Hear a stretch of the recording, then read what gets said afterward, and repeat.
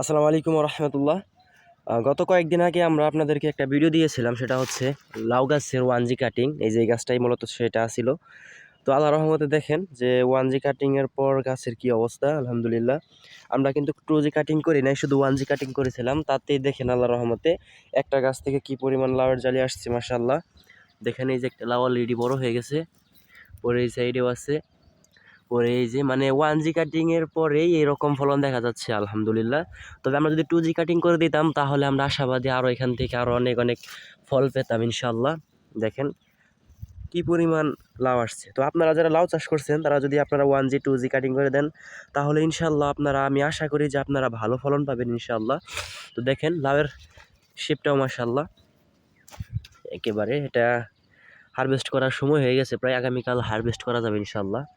তো অন্যান্য গাছ আপনাদেরকে দেখাই, এই যে সাইডেও আছে কিছু। এই যে এই লাউয়ের ঘটনা আমার কাছে খুবই ভালো লাগে, একেবারে গোলগাল মাশাআল্লাহ। তো সবাই ভালো থাকবেন, সুস্থ থাকবেন। আসসালামু আলাইকুম।